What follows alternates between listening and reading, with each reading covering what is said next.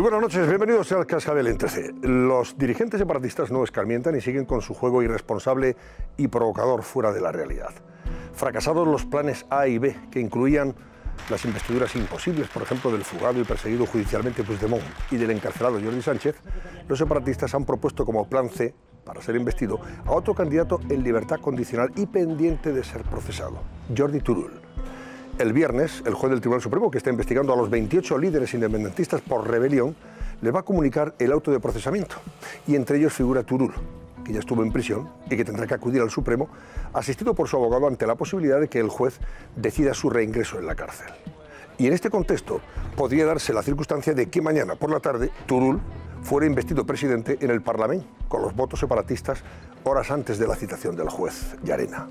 Es evidente que todos los pasos que siguen dando los dirigentes independentistas persiguen no el fin del 155, con la formación de un gobierno que se ocupe y preocupe de los problemas de los catalanes, sino la confrontación pura y dura con el Estado y con sus poderes. Las formaciones separatistas saben que su tercer candidato a investir, Jordi Turull, va a ser procesado por Llarena. Se lo va a comunicar el viernes y por tanto va a ser juzgado en un futuro inmediato. ¿Y todo eso qué implica? Pues implica la suspensión automática a partir del próximo viernes para que pueda ejercer cargo público, incluido, lógicamente, la presidencia de la Generalitat. Ello no es óbice para que hayan insistido en proponer su investidura en otra decisión provocadora y reveladora de sus verdaderas intenciones. No persiguen recuperar la normalidad institucional y poner fin a la aplicación del artículo 155 que mantiene intervenido el autogobierno catalán. No. Lo que persiguen es seguir alimentando la ficción de una república imposible y, sobre todo, alimentando ese victimismo del que se caracterizan. Mañana más lío y, por tanto, más tensión en ese pleno del Parlamento. Lucía Núñez, buenas noches. ¿Qué pregunta nos planteas en el barómetro en relación con este asunto?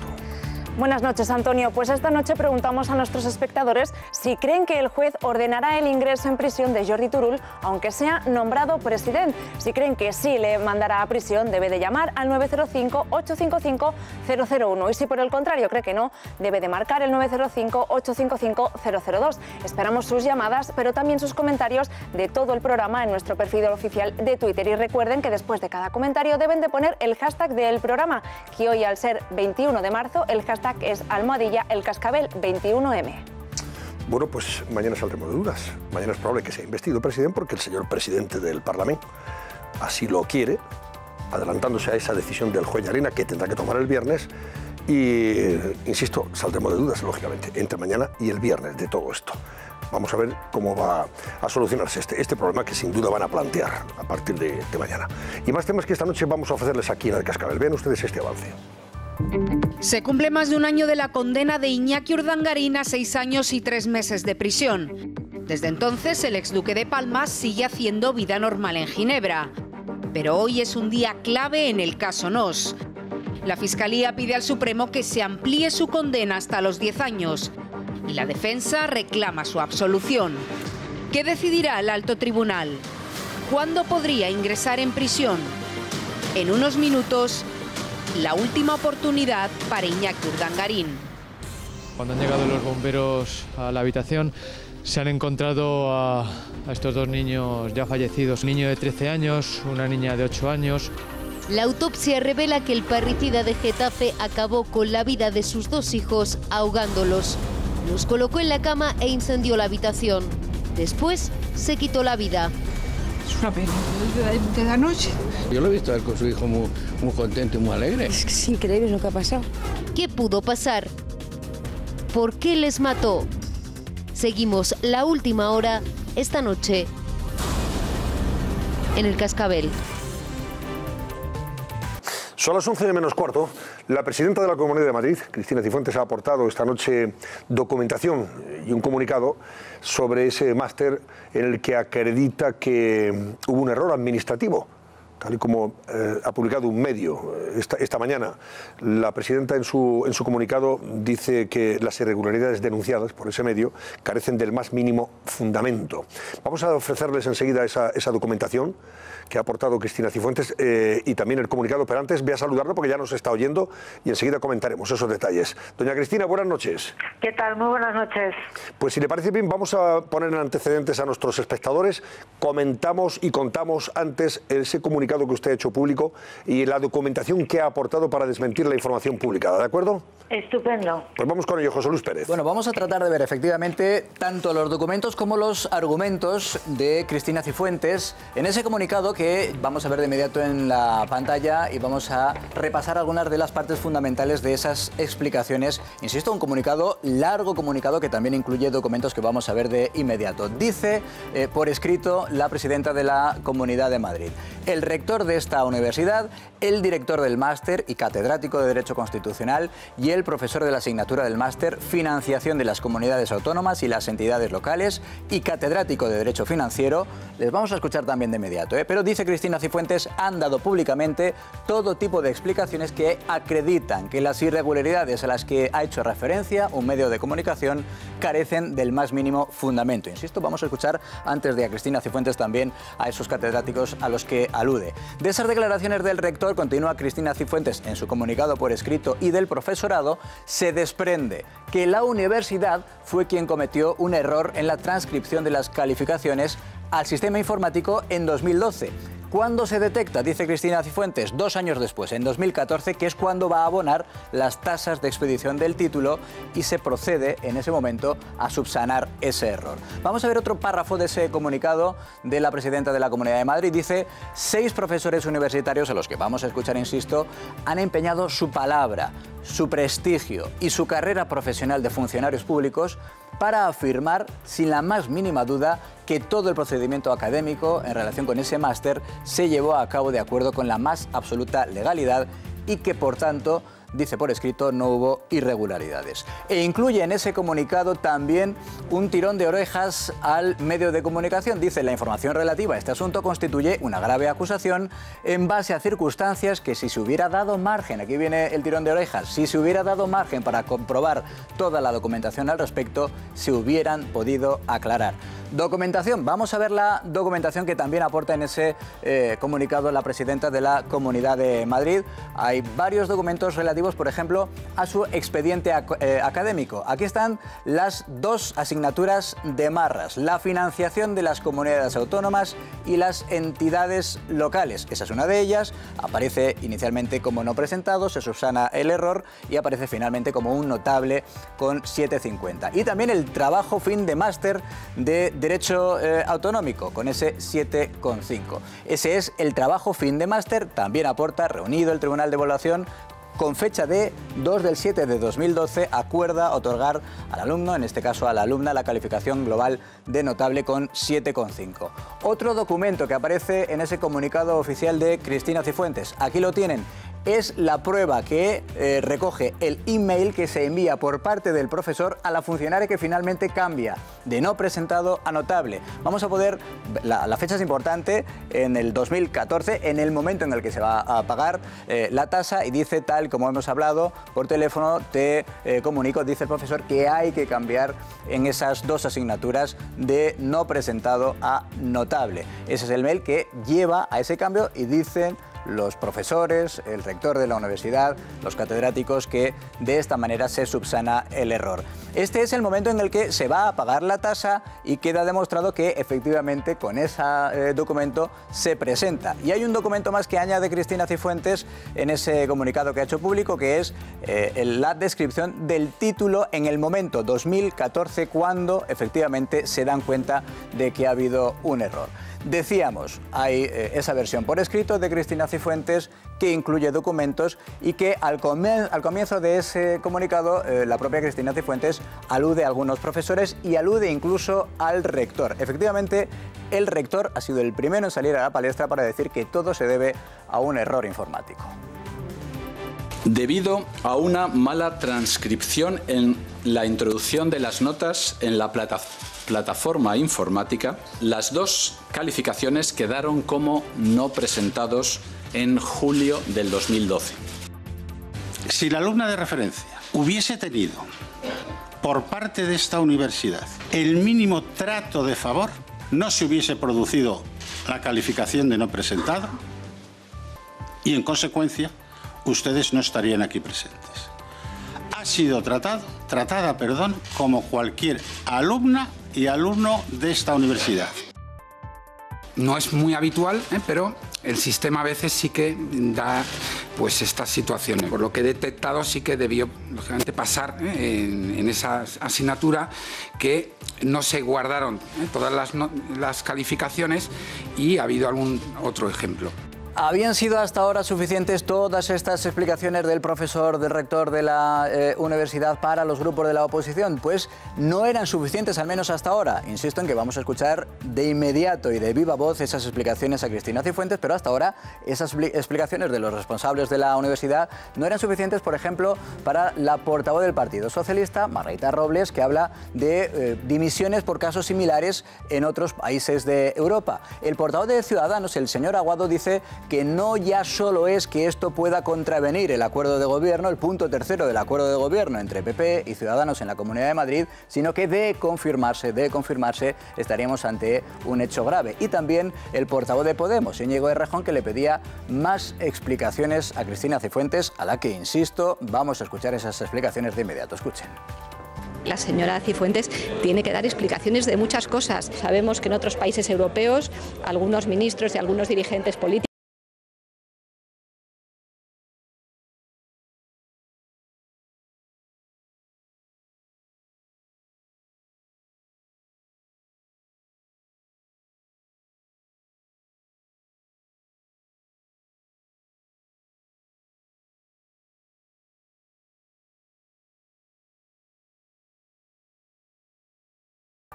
Y más allá, ese comunicado, largo comunicado con diferentes argumentos, las palabras que han escuchado de los responsables de la universidad, los documentos que han visto, ¿han sido suficientes para que el diario que ha publicado esta polémica rectifique? No, todo lo contrario. Hace tan solo unos minutos ha insistido el diario.es publicando una serie de documentos, algunos por cierto sin nombres propios del alumno al que supuestamente aluden, y otro en el que dicen no, intentó volver a matricularse de esas dos asignaturas que figuraban como no presentadas y aportan un documento de 6 euros de pago supuestamente para el título o para pagar esas asignaturas a las que no se había presentado. Respuesta a ese nuevo comunicado de Cristina Cifuentes, también la hay, en este caso vía Twitter. Escolar es el director del medio que publica esta información. Escolar amigo, si las matrículas de los trabajos fin de máster costasen 6 euros, insisto, ese último documento del diario.es dice,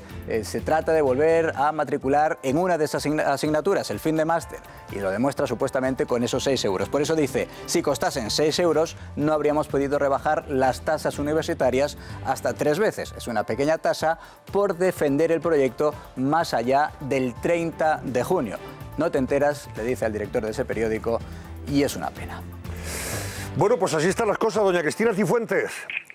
Yo no sé. Buenas noches. Pues le pregunto, ¿cree usted que estas las explicaciones que ahora pueda dar en este programa, ese comunicado y la documentación que ha aportado debería zanjar políticamente este asunto? Hombre, más que zanjar, es que yo he demostrado, he acreditado con papeles que lo que se ha dicho es falso, que he recibido un ataque sin fundamento construido sobre la falsedad, precisamente por eso he tardado en salir todo el día, porque claro, yo quería salir no a explicar, quería salir con las pruebas, con los papeles. Básicamente, con mi acta del trabajo de fin de máster, firmado por los miembros del tribunal, por la presidenta, vocal y secretario, y básicamente también con el certificado, con todas las asignaturas del expediente, con sus calificaciones y demás. Entonces yo creo que a partir de ahora cualquier cosa que se quiera hacer pues es querer polemizar un asunto para tratar de sacar una rentabilidad política, que es lo que se está tratando de hacer desde el principio, pero sobre un asunto que he demostrado con papeles que es rotundamente falso.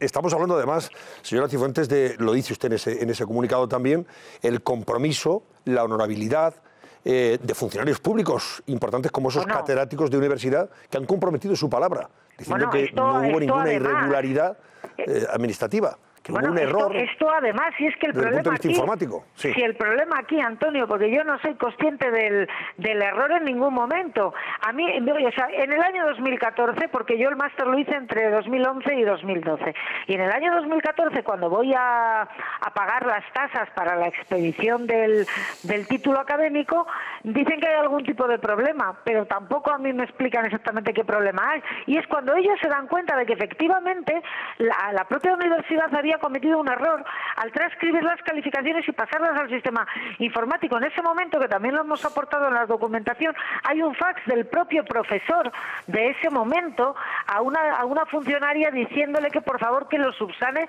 y que lo corrige. Y efectivamente, unos días más tarde yo ya puedo pagar, o unas semanas más tarde, ya no recuerdo cuándo fue exactamente la fecha, pero efectivamente en ese momento yo ya puedo pagar las tasas para la expedición del título, cosa que también es verdad que yo no lo pedí en el momento de acabar el máster, porque yo este máster es un máster sobre derecho autonómico, lo hice exclusivamente no por el título, sino porque me interesaba mucho la materia. Es un máster que se refería sobre todo a cuestiones autonómicas, de entidades locales, de las comunidades competenciales, de descentralización política, y a mí me interesaba la materia. Lo hice exclusivamente por eso tampoco pedí inmediatamente, nada más haberlo terminado, que me expidieran el título acreditativo. Pero lo que me parece verdaderamente tremendo es que haya estado todo el día en diferentes medios de comunicación, donde con mucha ligereza han estado dando pábulo a determinadas cuestiones, y haya sufrido un ataque sin calificativos y sin fundamento, que está construido sobre una pura falsedad. ¿Ha hablado usted en estos últimos momentos con algunos dirigentes de la oposición, especialmente con Aguado? Porque una vez que usted le ha presentado todos estos documentos, ese comunicado, no sé, me imagino que si la han escuchado o han leído y han visto esto, las cosas son diferentes, ya no pueden estar exigiéndole, en fin, más explicaciones sobre este particular. Pues eso espero. La verdad es que yo no he podido hablar con Ignacio Aguado, el portavoz de Ciudadanos, porque yo llevo todo el día y hasta bien entrada la tarde no he podido ya conseguir físicamente los documentos, que además para mí era muy importante que fueran documentos oficiales de la universidad, para que luego no dijeran que si se había manipulado o dejado de manipular. Yo necesitaba, y he estado todo el día, como digo, intentando recabar unos documentos, que no es sencillo, porque estamos hablando de un máster que se cursó hace 6 años, y hasta el momento en el que yo no he tenido los documentos oficiales en mi mano que prueban que yo cursé esas asignaturas, que esas asignaturas se calificaron, que presenté ese trabajo de fin de máster y que ese trabajo se calificó con los documentos, insisto, firmado por el tribunal calificatorio, el tribunal que hizo la calificación del trabajo. Hasta que yo no he tenido todo eso, lo primero que he hecho ha sido remitirlo junto con el comunicado a los medios de comunicación, y como le digo, no he podido hablar con el señor Aguado. Yo espero que para él estas explicaciones, más que explicaciones, estas pruebas sean suficientes. Yo me temo que para Ciudadanos esto será así, espero que sí, confío en que sea así, pero también me temo que para Podemos y para el Partido Socialista, que en estos momentos están exclusivamente en ver cómo pueden desgastarme políticamente, pues supongo que querrán coger pues algún tipo de iniciativa parlamentaria, que tenga que comparecer, una comisión de investigación, estas cosas a las que se dedican durante la legislatura, en vez de dedicarse a lo que tendrían que hacer de verdad, que es hacer control de gobierno en cuestiones que tienen que ver con el gobierno de los madrileños. Le han preguntado, creo, o también se han interesado por el trabajo de fin de carrera. ¿Eso podría usted aportarlo? Mire, el trabajo de fin de carrera, que además fue un trabajo... Perdón, el fin de máster, sí, fin de carrera no fin de máster. Que fue un trabajo que hice sobre el reparto de competencias en materia de seguridad ciudadana, que es un tema que a mí me interesa mucho, y en ese momento todavía más, porque yo era delegada del gobierno y por tanto tenía un conocimiento profundo del asunto. Fue un trabajo que yo aporté a la universidad, y es la propia universidad quien tiene que tener ese trabajo de fin de máster. Yo no tengo que aportar nada más que lo que he aportado, que es las calificaciones y el certificado de que yo he cursado todas esas asignaturas con las notas correspondientes, y desde luego el acta del trabajo de fin de máster, vuelvo a insistir, firmado y ratificado por los miembros del tribunal, por la presidenta, un vocal y el secretario. con la calificación lógicamente obtenida por ese trabajo de fin de máster. Bueno, no sé si tiene usted la impresión de estar siendo objeto de una cacería política permanente después de todo lo que está viviendo. Completa. O sea, yo no sé cuál es el motivo, no sé cuál es la razón, pero lo cierto es que todos los días sufro algún tipo de ataque, algún tipo y esta es la pura realidad. La verdad es que yo, bueno, porque me tomo las cosas con un espíritu muy positivo, pero es que esto, la verdad es que cuando es una cosa es la otra. Y lo peor es que muchas de estas cosas, aparte de estar construidas sobre la falsedad, a veces este tipo de ataques no son solo políticos, son personales. Yo llevo muchos años en política y la verdad es que jamás había visto nada igual. Jamás había visto que a una persona pues se la intentara acorralar políticamente de esa manera, pero también le he de decir a Antonio que si alguien piensa que intento dañarme va a significar que yo voy a dar un paso atrás, es que están muy equivocados, porque indudablemente esto para mí pues es una situación muy desagradable y este asunto pues a mí me ha hecho pasar un rato muy malo. Esta es la pura verdad, pero desde luego yo esto lo aprendí de mi padre, que era militar, que no se retrocede ni para coger impulso. Sobre ese particular, señora Cifuentes, usted ha pasado el día en silencio desde el punto de vista mediático. Ya sabe que el silencio suele alimentar la sospecha de aquellos que creen que si está callando y no sale ya para hablar es porque algo está ocultando. Bueno, y le pregunto, está usted preparando evidentemente, pues eso, toda la documentación que ahora mismo ha salido ya y ha aflorado y por supuesto ese comunicado que acredita la documentación en cuestión. ¿Se ha aportado su partido, le pregunto, en general, como usted cree que debe aportarse en una circunstancia como esta? ¿Ha notado, en fin, falta de apoyo o no? No, en absoluto. Claro que me he sentido apoyada porque he tenido el apoyo a nivel particular de muchísimos compañeros de mi partido, muchos, y luego respecto a las declaraciones que han hecho son exactamente las que tenían que hacer, porque ellos no pueden opinar de un asunto que no conocen, del cual ni siquiera nosotros lo habíamos explicado, porque en ese momento, como digo, carecíamos de la documentación adecuada. Sí que han dicho, y yo lo agradezco, que confiaban y confían absolutamente en mí, pero lógicamente no pueden opinar de un asunto que ellos no conocen. Y yo la verdad es que lamento pues no haber salido antes, pero creía que en esta situación era mucho más importante que cuando yo saliera lo hiciera con los papeles, porque si no hubiera quedado en uno dice, otro opina, esto es mentira, esto es verdad. No, o sea, las palabras pueden ser opinables, los papeles no mienten, los papeles no son discutibles. Si yo tengo un certificado académico personal con la calificación de todas las asignaturas cursadas y aprobadas y tengo un certificado que es el acta del trabajo de fin de máster, en el cual se detalla el título del trabajo, en qué fecha se evalúa, cuándo se reúne el Tribunal de Evaluación y la calificación, y está firmado por las personas que lo han evaluado, indudablemente eso no es que me dé veracidad, es que demuestra que lo que se están diciendo son falsedades y que este ataque que he recibido no solamente es desmesurado, sino que es construido sobre la falsedad más absoluta. Además hay que destacar y subrayar, señora Cifuentes, el hecho de que efectivamente, como usted comenta en esa notificación, en ese comunicado, que cuando hablamos de personas que comprometen su palabra y su prestigio y su honorabilidad y su profesión y que son funcionarios públicos, esto no es una broma. O sea, si están testificando y testimoniando que lo que se está diciendo es así, aquí no debería, en fin, dudarse por parte de esas personas. Y eso es lo que yo creo debería tenerse en cuenta por parte de aquellos que puedan todavía seguir sugiriendo que no está suficientemente aclarado el asunto. Sí, pero el problema es que aquí estamos haciendo política y desgraciadamente yo lo que veo es que quizá en esto consiste la nueva política, no lo sé, pero aquí se intenta utilizar cualquier cosa para intentar minar políticamente al adversario. Entonces, yo desde luego, demostrado está, acreditado, insisto, con papeles.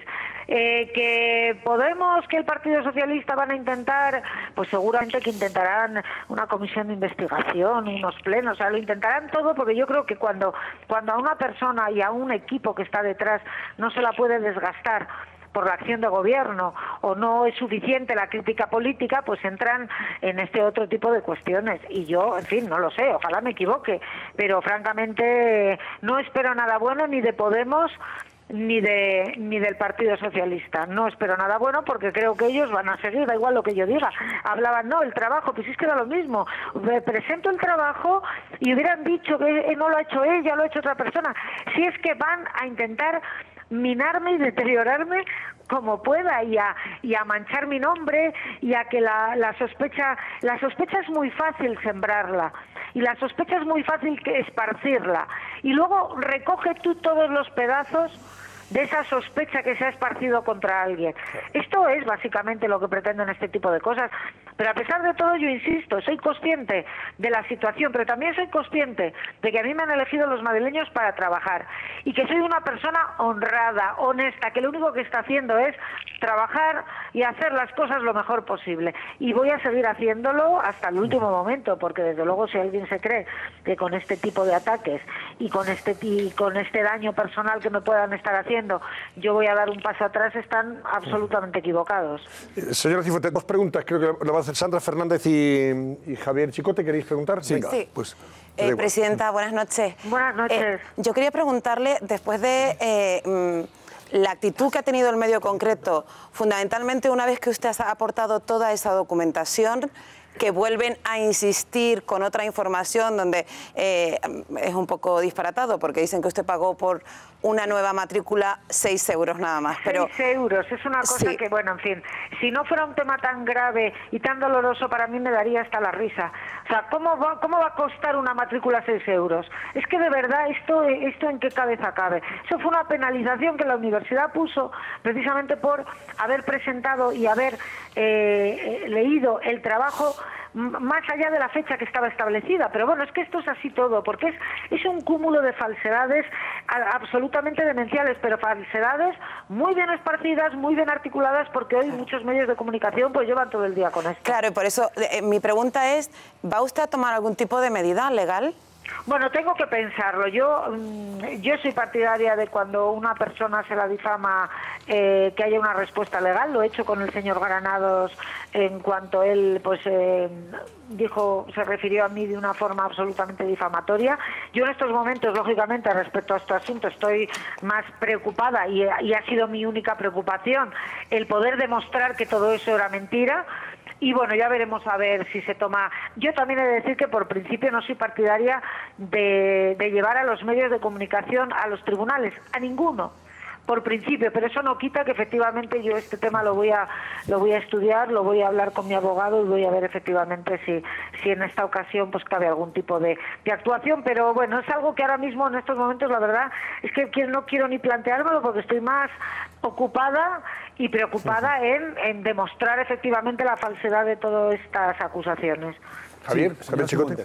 Yo efectivamente, igual que Antonio, estoy de acuerdo en que si los profesores han dado su palabra, pues entiendo que no se la van a jugar así por nadie, ni siquiera por usted. Han dado su palabra y eso es suficiente. Pero sí tengo una duda. Yo me dedico también a la enseñanza, he hecho muchas actas como esa. Mañana tengo que hacer una. Entonces, si yo a un alumno lo califico hoy, esas actas tienen calificación de acta, tienen publicar acta y tienen cerrar acta. Ese es el proceso, ¿no? Entonces, cuando yo califico a un alumno, si a un alumno que se ha presentado y ha sacado un notable le he puesto no presentado sin querer, automáticamente él en el campus virtual ve que su nota no se corresponde. Claro, efectivamente. Si usted en 2012 cursó, no sé por qué en ese momento pues tiene no se dio cuenta. Una explicación muy sencilla, porque esto no es una carrera normal, esto es un máster, claro. Es un estudio complementario que, vuelvo a insistir, yo que soy funcionaria además de la Universidad Complutense y no tenía ninguna necesidad de hacerlo, lo hice exclusivamente porque me interesaban las materias, no por tener un título ni por poder aportar un máster. Entonces yo ni miré en el campus virtual ni estuve pendiente de la nota. A mí me dijeron, estás aprobada, es que no sabía ni siquiera cuál era la nota porque realmente me daba lo mismo. A mí me interesaba cursar esas asignaturas y hacer ese trabajo que, como digo, además era un trabajo que iba muy enfocado al tema de la seguridad ciudadana, de las competencias, en un momento en el que yo era jefa de la policía, de la Guardia Civil, tenía especial interés, especial conocimiento del asunto, lo mismo que si tú estás pendiente, lógicamente, de si te han de si te han aprobado o no una carrera universitaria, que tú estás muy pendiente de cuáles son las notas y cómo. Y fíjense, si el interés por mis calificaciones era pequeño, que yo hice el máster en el curso 2011-2012, de hecho, la lectura del trabajo de fin de máster es de julio de 2012, de principios de julio de 2012, pero hasta 2014 yo no me dirijo a la universidad para ir a pagar las tasas para que expidan el título. Pasan 2 años. Y pasan 2 años por eso, porque yo no tenía... Y de repente dije, uy, voy a pedir el título del máster este que yo hice, que no lo tengo. Y a raíz de eso es cuando se vio que había habido ese error. Precisamente porque yo no había pedido antes que me expidieran el título. Pero es que además a alguien le puede caber en la cabeza, a alguien le cabe en la cabeza que una persona que no ha cursado un máster vaya allí a pagar las tasas para que les pidan el título. Es que esto es algo completamente absurdo, porque si tú no has aprobado o no te has presentado o no has presentado el trabajo, no vas a pedir que te expidan el título. Digo yo. O sea, que es que todo esto, la verdad es que no tiene ni pies ni cabeza, pero bueno, el daño está ahí, lo que se ha dicho está ahí, y bueno, pues yo soy consciente de que todo esto tiene un objetivo. No sé bien cuál es la razón, pero sé que tiene un objetivo, porque lo cierto es que pues es un día una cosa, al día siguiente la otra, y supongo que mañana será otra y pasado será otra, pero bueno, hay que seguir trabajando, luchando, seguir adelante y sobre todo, para mí, cumplir la obligación que yo he contraído con los madrileños, que es trabajar para intentar hacer las cosas lo mejor posible. Eso es a mí lo que me mueve. Bueno, doña Cristina Cifuentes, nada, ¿y de dónde cree usted que ha salido esto? Alguno dice, a ver si ha sido fuego amigo que ha puesto en manos de ese medio esta información o esta documentación, etcétera, etcétera. ¿No tiene usted, en fin? Yo no tengo ni idea. Yo no tengo ni idea, porque eso es un asunto de la propia universidad, es un tema administrativo de la propia universidad, yo eso ni lo sé, ni tengo posibilidad tampoco de saberlo. Y bueno, ha llamado la atención, por cierto, que desde Podemos haya sido Íñigo Errejón el que ha llevado la voz cantante, cuando él está, en fin, salpicado por un asunto que tampoco en su día, él sí que no lo demostró muy bien, esto de la beca que disfrutó convenientemente, ¿no? No sé si a usted le ha sorprendido, señor Errejón. Bueno, a mí ya no me sorprende nada de Podemos, sinceramente, de decirle. De ninguno de sus líderes me sorprende nada. Desgraciadamente, porque ojalá me sorprendieran para bien, pero no es así. Doña Cristina Cifuentes, gracias. Le agradezco su presencia esta noche en el Cascabel y muy buenas noches. Gracias. Bueno, pues así esta es la historia, señores. Fíjate todo el revuelo que se ha organizado desde el punto de vista político y al final, bueno, pues la persona en cuestión ha dado la cara, que es Cristina Cifuentes, ha explicado las cosas y de luego ha aportado documentación. Yo, de todo lo que, al margen de la documentación aportada, y lo he reiterado y lo reitero. Y tú eres profesora de universidad. Sí. Querida Edurne, para mí lo más importante es que 6 profesores universitarios hayan empeñado, tú también eres profesor, perdón, sí. Chicote, hayan empeñado su palabra, su prestigio, su carrera profesional de funcionarios públicos, que esto sería un delito. Eso es fundamental. Claro, esto es muy importante, para afirmar sin la más mínima duda que todo el procedimiento académico en relación con el máster se llevó a cabo de acuerdo con la más absoluta legalidad y que no hubo irregularidades. Si no fuera así, y a mí eso, para mí eso tiene el crédito mayor del mundo. Estamos hablando de gente que podía acabar en la cárcel. O sea, que no estamos hablando de tonterías, insisto. Y esas personas han comprometido su palabra y su prestigio profesional. Y un catedrático de prestigio como el señor Álvarez, entre otros. Ese dato es fundamental, pero hay otros muchos. Aquí no hay escándalo, es cero. Escándalo acabado. Acabado, lo que pasa es que ha durado todo el día. Y como decía Cristina Cifuentes, es posible que algunos partidos intenten prolongarlo, pero van a perder el tiempo en el intento de prolongación porque no hay escándalo. Pero claro, si analizamos lo que ha ocurrido, lo que es grave es que haya un medio de comunicación que monte un escándalo confundiendo a los ciudadanos sobre la manera en que se ponen las notas en la universidad, en este caso en la Rey Juan Carlos, donde yo doy clase. Imagino que es muy parecida la manera en otras universidades, porque pensad que desde que hemos leído esto esta mañana, ¿dónde ponía el foco del escándalo este medio de comunicación? Es decir, ¿con qué daba la idea de que aquí había un invento de notas, una manipulación? Con esto de que había una funcionaria que había cambiado las notas. Ese era el dato fundamental. Claro, este medio de comunicación o no ha querido saber o ha ocultado a los ciudadanos y a cualquiera que no tiene por qué saber cómo se ponen las notas en la universidad, que en la Universidad Rey Juan Carlos el profesor pone las notas, ponemos las notas en una plataforma de forma informática. Pero ¿qué ocurre? Si tú te has confundido, como ocurrió en este caso, y no solo con Cristina Cifuentes, si tú has puesto mal, por algún motivo, las notas, ¿qué ocurre? Que llega un momento en que se cierran las notas. Si cierras el acta. Y cuando el acta está informáticamente cerrada, el profesor no puede cambiar la nota. Haya pasado un mes, 15 días, un año o 2. No es el profesor el que cambia, lo cambia un funcionario y se hace como se ha hecho en este caso. El funcionario sí, cuando ve... años, lo raro, hay un dato extraño. Claro, pero ha pasado cuando ella ha reclamado el título del máster. Pero sí que ese error... Solo hay un dato, a mí solo hay un dato que me chirría.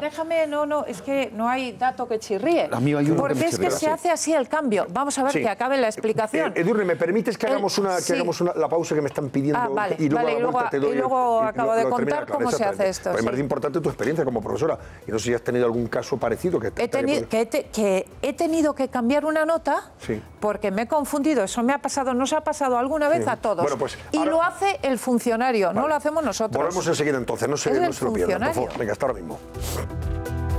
Pues eso es lo que quiero yo que nos cuente ahora mismo Juan Baño, que es el responsable de la información de interior de la cadena COPE. Sobre el otro tema de Cristina Cifuentes, Edurne, volveremos a propósito de las portadas cuando tengamos los titulares de portada y así termina de contar tu experiencia en ese sentido, que creo que es muy interesante. Pero antes, Juan Baño, buenas noches. Juan. ¿Qué tal, Antonio? Buenas noches a todos. Este tremendo suceso de Getafe que nos ha conmocionado a todos y que ya comentábamos anoche, conocer primeros detalles. ¿Qué puedes aportarnos más? Bueno, pues sobre todo yo apostaría por mantener un poquito la prudencia en ciertas afirmaciones que se están publicando con rotundidad, es cierto, por todos los medios. En este momento es cierto que los forenses apuntan al ahogamiento como la probable causa del fallecimiento de las criaturas previo al incendio de esa habitación donde aparecen calcinados prácticamente y así son encontrados por los servicios de bomberos y de asistencia. Pero hay que tener en cuenta que estamos hablando de un informe preliminar y se apunta se presume de que sería la causa por ahogamiento. Sin embargo, se están haciendo otras pruebas anexas a esta primera impresión para confirmar que definitivamente fuese esa la causa. No está completamente claro. El ahogamiento es además una de las maniobras más complicadas, más difíciles y más duras para hacer, sobre todo para un padre sobre un hijo suyo. Ahogar además podría haber supuesto algún tipo de ruido que podría haber escuchado a algún vecino, cosa que no se percibió en ningún momento. Ningún testimonio de ningún vecino que oyera nada extraño ni raro en ese piso. Quizás, y es también uno de los análisis que se está haciendo en este instante sobre esos cuerpos, es saber si se le pudo dar algún tipo de medicamento, algún tipo de sustancia para sedarlos, para reducir cualquier resistencia de las criaturas, aunque bien es cierto que uno de ellos sufría esa parálisis cerebral, lo cual era más fácil de hacer cualquier tipo de agresión sobre él. Pero en cualquier caso es un dato que me gustaría apostillar, pendientes de esos informes definitivos. En cuanto al otro elemento de la investigación sin duda relevante, que es el de esa carta, ese escrito que ha dejado el padre, que él llevaba en su poder junto a su documentación, es un elemento interesante e importante según lo que hemos podido saber por fuentes al tanto de esas pesquisas aquí en la cadena COPE.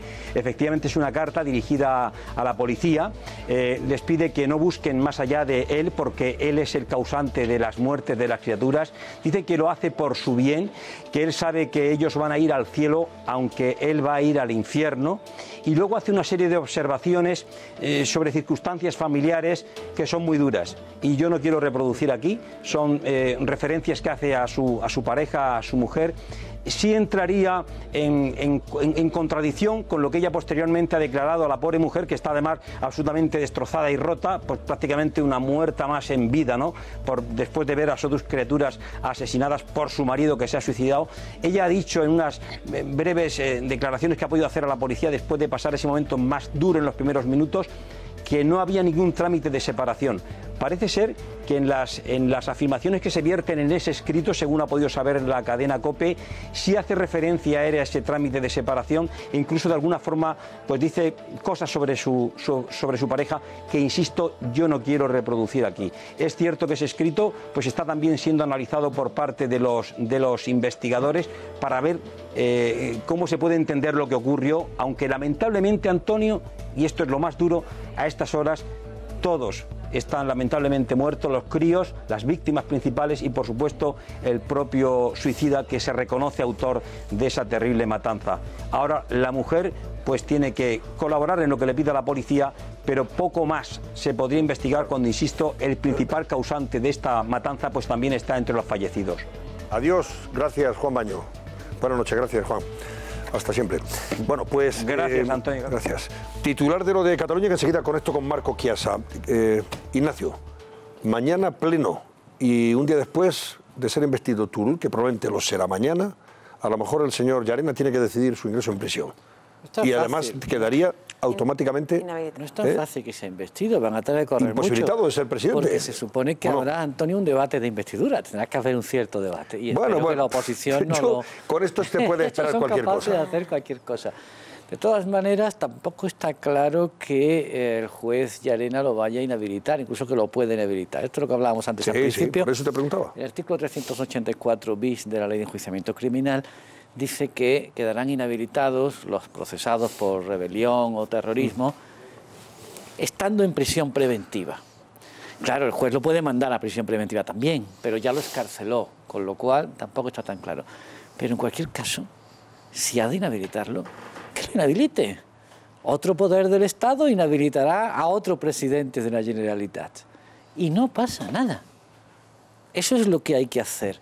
Otra cosa es la paradoja de que a un político depuesto, destituido por el 155, que era consejero, lo pongan ahora otra vez para levantar el 155.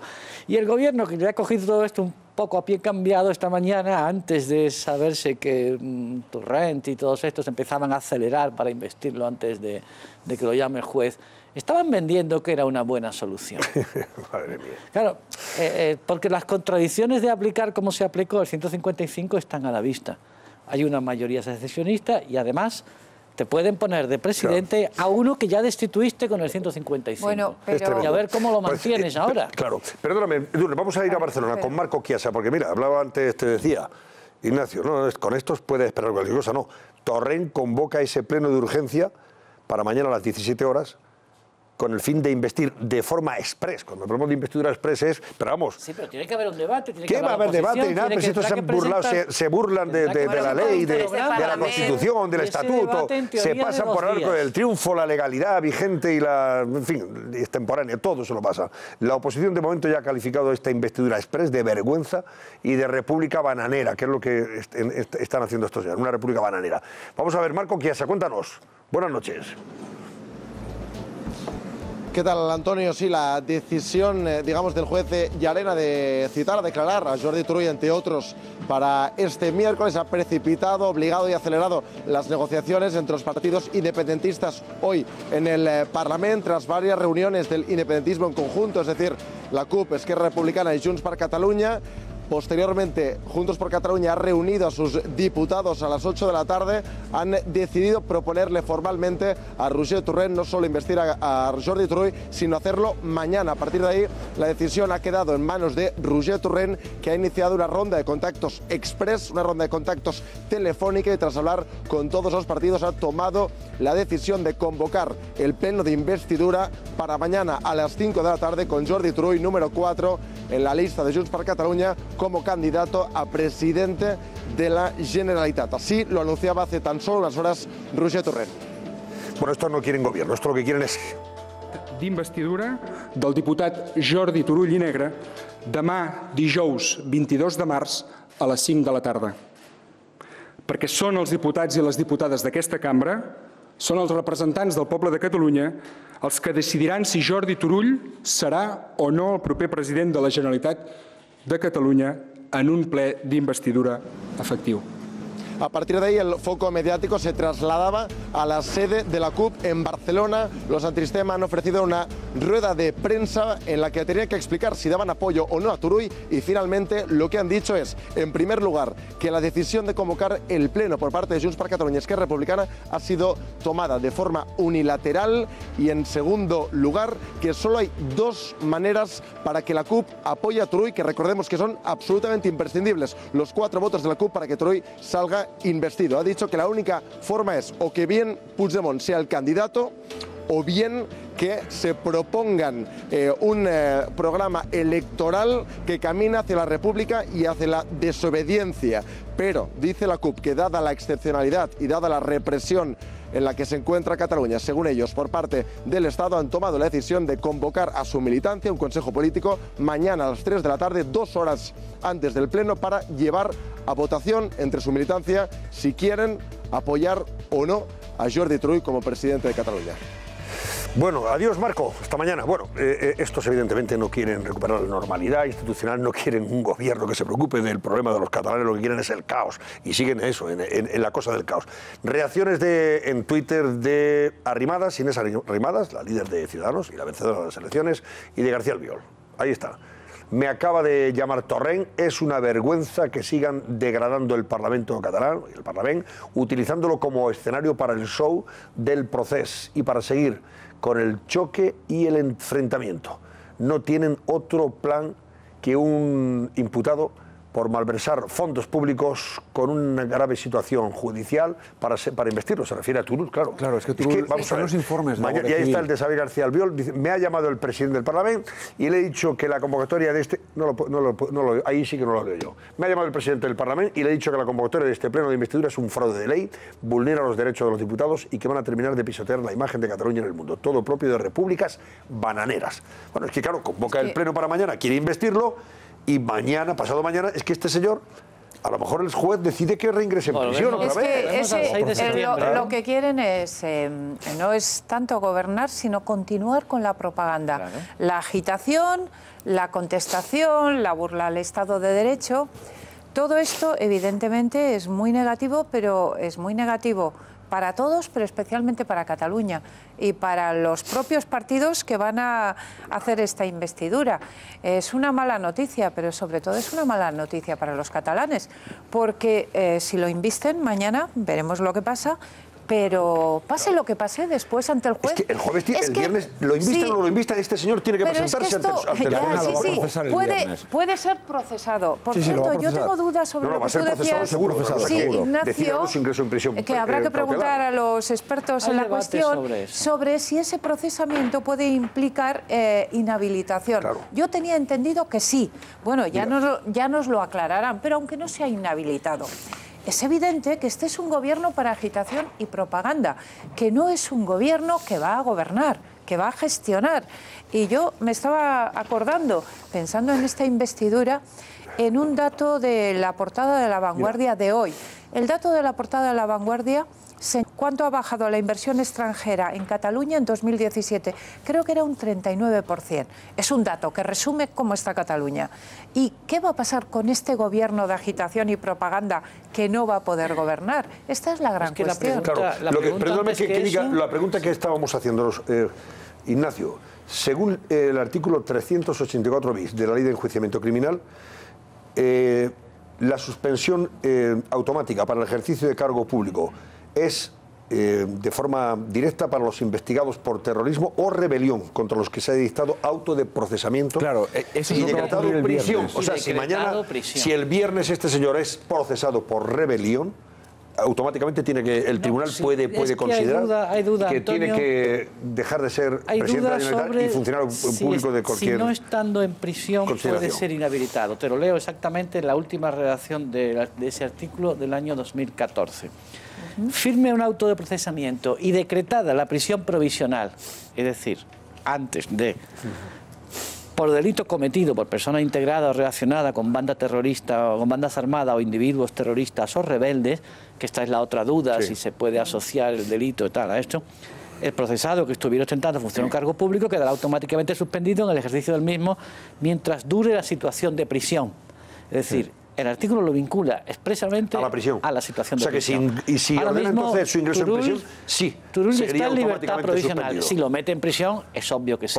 Pero incluso yo creo que, más allá de esto, y suponiendo que no lo vuelva a meter en prisión y simplemente le comunique su procesamiento, yo lo que me pregunto, ya fuera de la actuación judicial, es si estas circunstancias permiten que se levante el 155.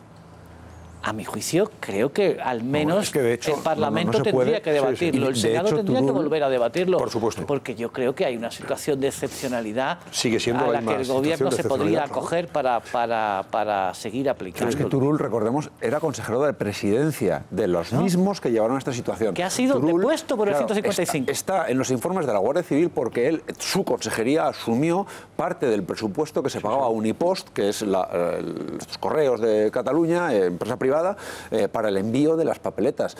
Y no solo eso, sino que además hay correos electrónicos con Oriol Junqueras en el que pedía que se liberara en torno a 3 millones de euros para una campaña que decían que era por un tema del civismo, que era mentira, no era el civismo, era una campaña encubierta para la propaganda del referéndum de independencia. Es decir, está totalmente señalado y es el mismo Turull, es exactamente el mismo Turull que fue uno de los que empujó hasta esta situación. Los políticos independentistas catalanes tienen una salida, ellos lo saben perfectamente, que es buscar un candidato inmaculado, a un caballito blanco que presentar y gobernar e intentar empezar a construir algo, hacer algo. Pero no quieren armar todo el jaleo. No quieren hacerlo. Claro. A ver, Sandra, para terminar, venga. Sí, yo quería apuntar que Albiol habla, bueno, aparte de tildar todo esto de cacicada, y de República Bananera. Y de República Bananera, dice que esto es un fraude de ley y que esta convocatoria vulnera los derechos de los diputados. Y entonces ha pedido una celebración urgente mañana a primera hora de la Junta de Portavoces para evitar el atropello democrático. Sí, sí. Pues vamos a ver qué pasa. Pero en fin, ya ven ustedes que todo esto es, se encamina, sigue encaminado hacia el caos permanente. El caos permanente. Mañana se va a parecer mucho a la sesión del 6 y el 7 de septiembre, en que aprobaron por las bravas las leyes y no hubo debate. De desconexión. Y no hubo debate. Ya, pero o sea, es que el reglamento dice, a su manera. Pero es que el propio reglamento del Parlamento catalán dice que el candidato a la investidura tiene que pronunciar un discurso y luego, lógicamente, tiene que haber un debate con sus correspondientes turnos y contraturnos, que como mínimo se iría, digo yo, a la madrugada, no sé si hasta el día siguiente. Pues a las 10 de la mañana estará si no hubiera límite de tiempo... A las 2 de la mañana lo pueden investir. Sí, con nocturnidad y alevosía. Según lo que diga el reglamento, que supongo que hay límite de tiempo, la oposición podría estar hablando toda la noche. Claro, hacer filibusterismo como los americanos. Sobre el caso Nos, donde está incurso el señor Urdangarín, ya saben ustedes, condenado a 7 años de cárcel, no 6 años, perdón, 6 años de cárcel. Ya saben que los condenados, a través de sus defensores, recurrieron esa condena ante el Tribunal Supremo. ¿Qué pasa? Que el Tribunal Supremo, una vez que se recurren las sentencias, puede ampliarlas, puede absolver a aquel condenado o dejarlo igual. Y en esa tesitura estamos. Hoy, precisamente, el Tribunal Supremo ha celebrado esa vistilla en la que han podido alegar los abogados defensores de los condenados lo que han creído oportuno para rebajar la condena o incluso que sean absueltos sus defendidos.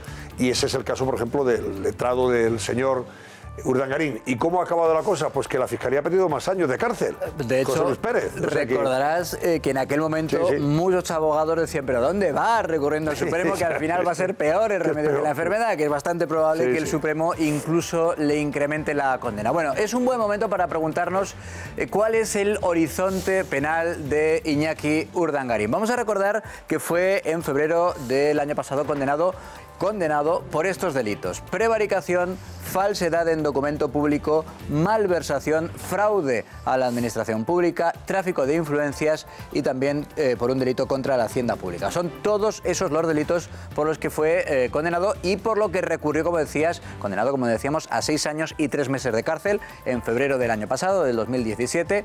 Y es lo que, como decías, hoy se ha revisado en el Supremo con la petición de la Fiscalía de elevar de estos 6 años la condena ahora mismo vigente contra Urdangarín, elevarla hasta los 10 años. En cambio, en el otro lado, la defensa de Urdangarín lo que pide es la libre absolución. Vamos a ver ahora con qué argumento. Pero primero escuchamos por qué la Fiscalía pide que se incremente prácticamente en 4 años la pena contra Urdangarín.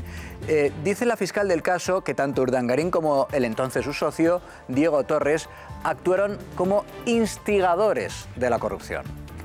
Señores Torres y Urdangarín han constituido el motor de toda la secuencia delictual que es objeto de enjuiciamiento. De ellos partió la iniciativa y ellos fueron los instigadores para la corrupción que se produjo en los funcionarios públicos. Y en el otro lado, evidentemente, el abogado de Urdangarín, Pascual Vives, ya decía que pide su absolución. ¿Bajo qué argumentos? Pues, por ejemplo, dice que debe ser impune por lo excepcional de la figura de Iñaki Urdangarín, y también dice que debe ser absuelto por otro argumento, porque ya le han condenado. ¿Quién? Dice que ya le ha condenado la sociedad y que por eso la justicia le debe absolver. Con todo el respeto, señorías, para este tribunal, pudiera absolver, fíjense qué temeridad, al señor Urdangarín, porque a día de hoy ya viene condenado por determinada parte de la sociedad y determinados medios de comunicación. Bueno, nuestro colega Juan Luis Galiacho conoce muy bien el caso Nos y el caso que afecta a Iñaki Urdangarín. Después de ver y oír a la fiscal, que ha sido durísima. Muy dura. Me temo lo peor. Un informe durísimo. ¿O debe temer lo peor Iñaki Urdangarín o no? Pues sí, bueno, ellos van a hacer, sobre todo han hecho hincapié... Claro, eleva de 7 a 10 años la prisión, ¿no? Sí, el informe de la fiscal María Ángeles Garrido es más duro incluso que el de Orrach. Fíjate, Orrach en su día ya también fue duro contra Urdangarín o contra la infanta. Pero ellos lo que van a intentar, o lo que están intentando, es bajar las penas en uno de los delitos, en malversación de caudales públicos, que es donde se puede rebajar y donde son precisamente las penas más altas. Ahí es donde está la clave, es decir, si pueden bajar. La absolución es muy difícil, es prácticamente dificilísima. Me consta que por parte de los 5 miembros del tribunal... O sea, que en estos casos el Supremo no se guía tanto por lo que el fiscal esté pidiendo, o sea, aumentando la pena ya impuesta, hay casos sino que ¿puede hacer abstracción de esa petición? No hace extracción, pero evidentemente lo va a analizar con detalle, ¿no? Porque lo que bien ha hecho el fiscal es decir de que se han cometido muchísimas irregularidades, que todas se han cometido no porque fuera el señor Iñaki Urdangarín jugador de balonmano, sino porque era Iñaki Urdangarín, yerno precisamente del rey Juan Carlos. Pero desde fuera, los que no conocemos bien el mundo del derecho y no estamos familiarizados con el mundo de la justicia de una forma profesional, lógicamente podemos pensar, hombre, el fiscal o la fiscal en este caso pide elevar la pena para que luego el Supremo lo deje igual y dice, hombre, ha quedado bien. No, puede incluso puede rebajarla, hay casos que puede rebajarlo. Lo que pasa es que lo que se está diciendo es que va a durar bastante tiempo, un mes o cosas así, yo creo que no, porque al ser una causa con reo, inmediatamente el fallo hay que comunicarlo a la Audiencia Provincial de Palma. Luego la sentencia se justificará como se tenga que justificar, pero el fallo yo creo que se va a comunicar en breve a la Audiencia Provincial de Palma, que dirá lo que tenga que decir, si ingresan en prisión, que elija prisión o no, pero a día de hoy lo que me dicen es que los magistrados lo tienen muy claro, que existen pequeñas divergencias entre los 5 y que no va a durar mucho y que... ¿En un mes o menos de un mes se va a conocer la...? Menos del mes. Yo creo que a la vuelta a Semana Santa le van a dejar Semana Santa, pero a la vuelta hay ya sentencia del Supremo. ¿Y podría ser igual o incluso más baja, según lo que tú Sí, adviertes? yo creo que absolución, desde luego no. Ellos intentan una rebaja, pero yo creo que no, que el Supremo... Vamos, es una intuición que no va a rebajar. Yo creo que no. No por sobre todo, como tú muy bien has indicado, por el alegato fiscal, que está muy bien argumentado. Además, me parece además de una gran dureza, ¿no? Pero si está tan bien argumentado, ¿por qué no ves la posibilidad de aumento, ya que el fiscal pide más pena? Sí, pero normalmente el Supremo no suele normalmente elevar, aunque sí, hay casos que sí, ¿no? Pero normalmente no suele elevar en este tipo de penas, a no ser que lo vean muy claro, ¿no? La Audiencia Provincial de Palma, a pesar de todo lo que se ha dicho, creo que Samantha Romero, la presidenta, y la sala lo argumentó bastante bien. Javier también sabe y conoce perfectamente el caso y sabe que se argumentó bien. No, vamos, estamos hablando de especulaciones. Lo que sí te puedo decir es que por parte de los 5 miembros del Supremo parece que lo tienen claro, más o menos, y que el debate no va a durar tanto como se cree, ¿no? Juan Luis Galiacho, bueno, decías... Sí, no, la causa, yo creo que la historia que hay de fondo es que el sistema al final funciona. Es decir, este señor, que era yerno de rey, cuñado de rey, va lento, pero mi impresión es que o se va a quedar así la sentencia de 6 años o se va a aumentar algo, porque la fiscal además también ha hablado de lo de Valencia, que se dejó fuera y tal. Sí, pero eso ya sabes que es muy difícil, ya, Javier. Se podría incluso asumir algo y tarde o temprano, bueno, en este caso tarde, pero va a acabar entrando en prisión el señor Iñaki Urdangarín. Y sí, esto, con todo lo que se ha dicho a lo largo de muchos años... la cárcel no se libra. Juan Luis, ¿a qué cárcel irá? Bueno, hay varias posibilidades. Me cuentan que por parte de la infanta Cristina, a pesar de lo que se ha dicho, que podría volver aquí a España, a Madrid, parece ser que no. Lo de Lisboa también parece que no tiene fuerza de que vaya a Lisboa, estando también Aga Khan allí, que precisamente es el que le está pagando en Suiza parte de su estancia.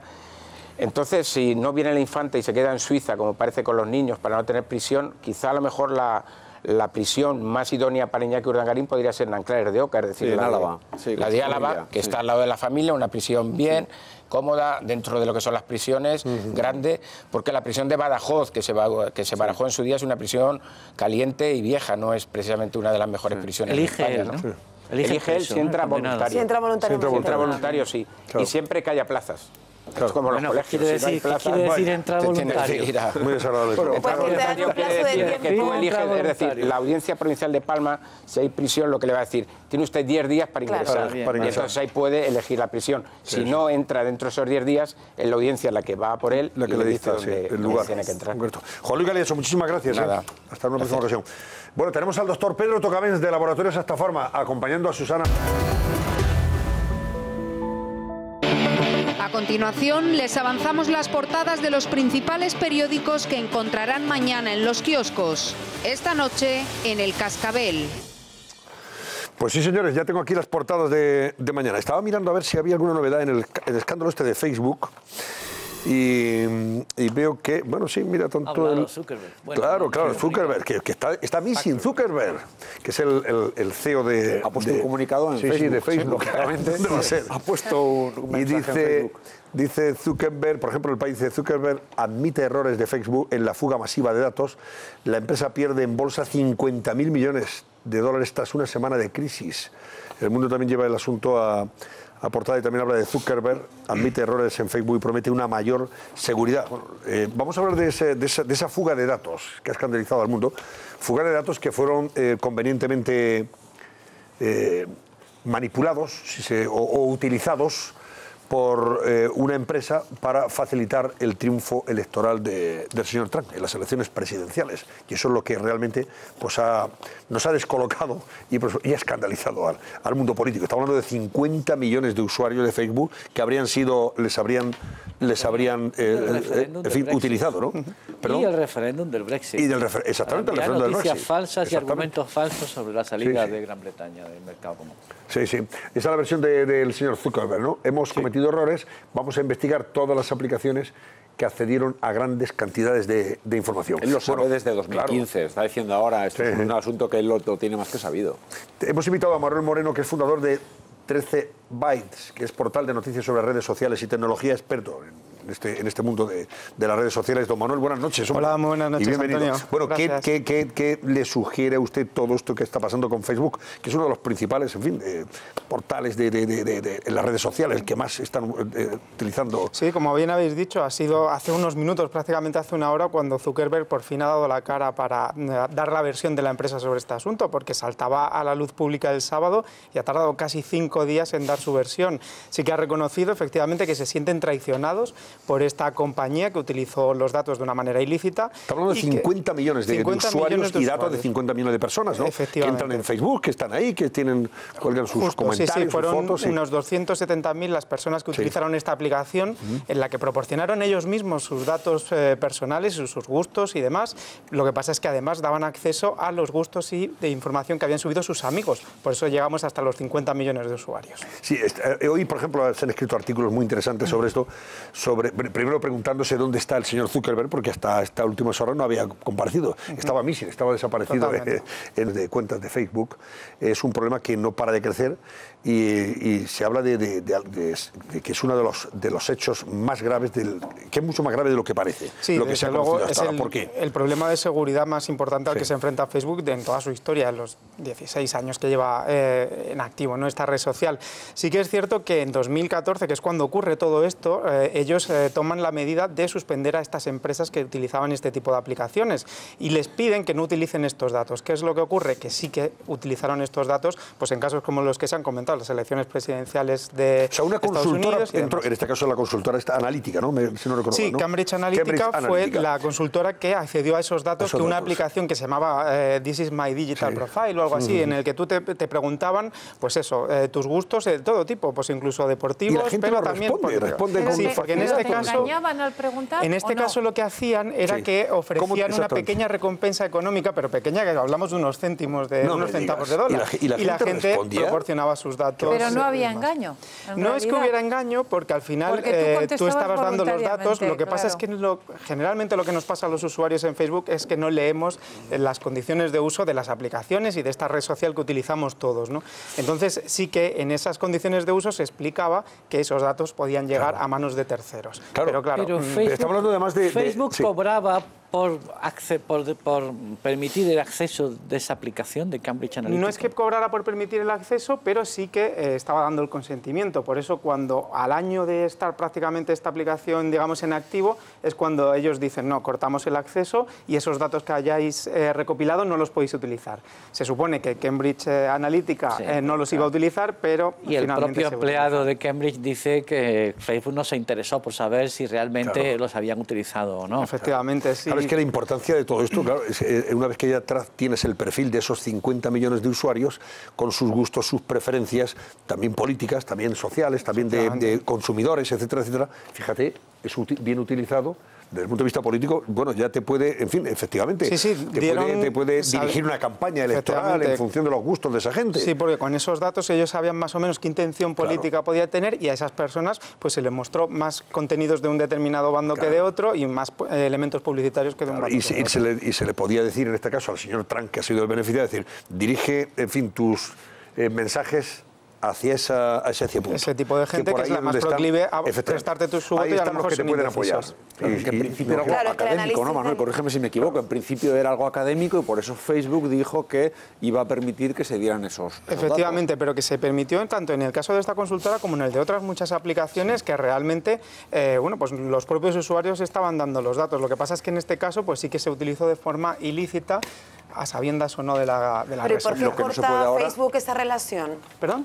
¿Por qué corta Facebook esa relación? Porque ahí en 2015 es cuando se da cuenta de que están utilizando los datos de una manera ilícita. Entonces corta, porque además lo habían descubierto en The Guardian, en el periódico The Guardian había salido un periodista contando pues que se estaban utilizando estos datos Cambridge Analytica de una manera ilícita. Pero en realidad, obviamente hay una forma ilícita de uso. Pero en realidad, ¿qué diferencia hay entre preparar la campaña electoral, es decir, tus mensajes, con estos datos, a prepararlos con los datos que obtienes de las encuestas, donde preguntas a la gente qué quiere, qué le gusta, cuáles son sus ideas? Hay una gran diferencia, Edurne. Anónimamente, aquí tienen todos tus datos, saben las páginas que has visto, saben todos. Van aquí directamente como votante tus gustos de consumidor, tus gustos desde el punto de vista social, lo que te interesa, lo que no te interesa. Mira, hay un dato. Claro, viajas, te gusta comer, y lo sabes todo absolutamente. Hay un dato muy curioso del control que tenía la campaña de Trump sobre el Big Data, sobre todo los movimientos estos en las redes sociales, que ellos sabían, fíjate, que es curiosísimo, el mayor potencial del votante de Donald Trump era seguidor de la serie The Walking Dead. Por ejemplo. Y entonces toda la promoción iba directamente ahí porque sabía que la persona que lo estaba recibiendo era el votante potencial de Trump, con lo cual ni gastan dinero en otras series que dan por hecho que no son seguidores de Trump, que el público no es seguidor de Trump, y es ir a lo concreto, y viceversa. Tú y tú. Si tenías perfil de votante demócrata, te enviaban la campaña de Trump, dirigida por Steve Bannon, que fue el que compró los datos a Cambridge, te mandaban información denigrante sobre Hillary Clinton. Pero lo que quiero decir, estoy relativizando esto, no es que quiera quitar responsabilidades a Zuckerberg por ser tan poco cuidadoso a Facebook, estoy relativizando desde un punto de vista de estrategias electorales, que desde toda la vida se hacen intentando conocer lo que piensan los electores y después centrando las campañas. Pero no es el problema, el problema es el comercio con tu privacidad. En la aplicación, no se registra en la aplicación para decir que los partidos políticos puedan acceder a mis gustos y muchos menos a los gustos y a la información de sus contactos. Empresas que utilizan esos datos que son privados en teoría, que tú los tienes en esa red social, pero que no quieres que los utilicen en función de forma mercantilista. La construcción de un perfil tuyo sobre... el problema sobre todo es el usuario. No quiero discutir, que no voy a defender que se puede hacer esto. Estoy relativizando el uso o el escándalo por el uso, porque lo que quiero decir es que de toda la vida, y a medida que haya más medios de conocimiento, más se hará. Todos los partidos políticos construyen sus campañas electorales a partir de los datos. Obama lo hizo también. No es tanto el uso, Obama también lo hizo, pero Obama compró y pagó los datos legalmente. ¿Entiendes? La diferencia con Cambridge Analytica es que fue una toma de datos subrepticia con la que luego comerció. Los taúres dicen siempre, en una partida siempre hay un primo, y si a los 10 minutos no lo has localizado, el primo eres tú. Pues en Internet me decía un colega, un gurú experto de nuestro invitado, me decía, cuando tú empiezas a navegar por Internet y no pagas y empiezas a visitar sitios, el producto eres tú. Claro, porque estás dejando un retrato de ti mismo, y esos datos son los que con los que se comercian. Claro. Y en estos casos, Manuel, para ir concluyendo, como experto, ¿tú recomiendas a la gente que se dé de baja de Facebook o que siga? Hay un movimiento, ¿no? Delete Facebook. Yo no creo que tanto, porque sí que es verdad que bien utilizada es una herramienta muy útil, ¿no? Lo que pasa es que hay mucho desconocimiento, no sabemos las condiciones de uso que hemos firmado con ese contrato que estrechamos con la red social una vez que abrimos nuestro perfil, y no configuramos la privacidad, que ese es el principal problema, y no vemos pues quiénes tienen acceso a nuestros datos, qué contactos pueden acceder a lo que publicamos y a qué aplicaciones le hemos dado acceso de nuestra información. Y eso sí que hay un apartado dentro de las opciones de configuración en el que nos lo muestra. Y de hecho, una de las cosas que dice Zuckerberg hoy en su post es que a partir del mes que viene van a mostrar directamente, en cuanto entres en la red social, un anuncio en el que te van a decir a qué aplicaciones les has dado acceso, la mayor parte de ellas, sin tú saberlo, a tu información para que puedas revocarlo o no. Y en estos casos, ¿cómo hay que actuar como usuario de Facebook? Como usuario, ¿qué no debes contar? ¿Qué no debes mostrar? Claro, aquí es que ya se muestra absolutamente todo. Sí, ahí ya depende de cada uno, ¿no? Ahí hay que recurrir siempre a algunos. Pero entonces, ¿qué no se debe hacer para efectivamente, por lo menos, no dar ninguna pista y que sea una herramienta de entretenimiento, que socialmente te ponga en contacto con amigos, con gente a la que te interese, pero sin llegar más allá? Que nadie pueda luego decir, no, este es que le gusta viajar en tren y además se hospeda en hoteles de una estrella. Ya. Hay que recurrir sobre todo... Y le gusta comer en tascas. Y el vino que le gusta es este, le va a vender vino a punta de pala. Y le gusta, no sé... Sí, eso es tal cual, pero sí que hay que recurrir sobre todo al sentido común de cada uno y a compartir aquella información que estemos dispuestos a que se conozca de manera pública. Y aquello que solo queramos que compartan nuestros contactos, pues ajustar las publicaciones para que realmente solamente lo vean los contactos. Lo que pasa es que esto requiere pues un poco de tiempo para configurar nuestros perfiles, que generalmente no lo pasamos. Vamos utilizando Facebook pues rápidamente porque queremos compartir o queremos comentar algo de un compañero y no nos paramos a pensar qué implicaciones puede tener. Y eso sería importante antes de darle a publicar cualquier contenido, pues pensar a quién le puede molestar o de qué manera nos puede perjudicar, porque ha habido muchas personas también que han perdido su empleo por algo que han publicado en una red social, no de forma pública. En fin, ¿cuánto ganaría Facebook sin usuarios? ¿Cuánto ganarían las redes sociales sin usuarios? Eso lo decimos los que estamos fuera de las redes sociales, incluido Twitter. Digo, ¿cuánto ganaría Twitter sin gente tuiteando? Ganaríamos una barbaridad. Poco, menos de lo poco que ya gana. Es una ironía que nos permitimos aquellos que estamos un poco menos familiarizados con las redes sociales, está claro. Don Manuel Moreno, muchísimas gracias. Un placer. Un placer, gracias. Carlos Cuesta, buenas noches, amigo. Muy buenas. Póngase usted ahí en disposición de ofrecernos información de primera. Por cierto, leo en OK Diario que el gobierno no levantará el 155 si es investido el señor Turull. Efectivamente, bueno, si es investido de la manera en la que se le está planteando esa investidura. Efectivamente, es noticia de ultimísima hora. Esa investidura express, ¿no? Efectivamente.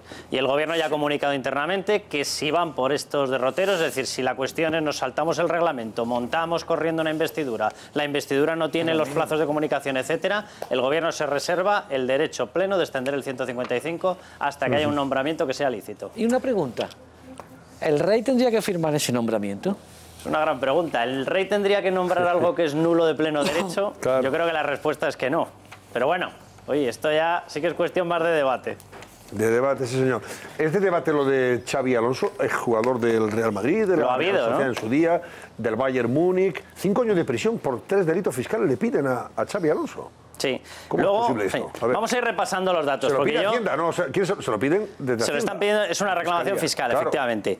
Y lo que sí que os voy a pedir es que os fijéis casualmente en las fechas en las cuales empiezan las inspecciones, porque aquí sí que hay debate. Hay debate jurídico y hay debate, yo no sé llamarlo político o práctico, ¿vale? A ver. Me voy a saltar un poco, señalo esto y luego empezamos con la explicación. Año 2010, ¿os acordáis lo que pasaba en el año 2010? ¿no? ¿Qué pasó? Una dificultad tremenda de recaudación, unos problemas de colocación de deuda inmensos y cosas que se habían estado haciendo durante 10, 15, 20 años. De pronto todo el mundo se acuerda y dice, va a resultar que son ilegales. ¿Quién era el ministro de Hacienda en 2010, Carlos? Bueno, en esta Refresca época, la memoria. estamos en la última época, Elena Salgado estaba en Elena aquel momento. Salgado. Efectivamente. Economía y Hacienda, al frente Economía y del gobierno Hacienda, de Zapatero. De con Rodríguez unos Zapatero, problemas acordados mayo de 2010, Sí. directamente imposibilidad de colocación de la deuda. Y España se enfrenta a un abismo que se asoma y no sabe muy bien lo que hay debajo. O sea, vamos a ver qué es lo que ha estado pasando y vamos a ver lo que puede ocurrir a partir de ahora.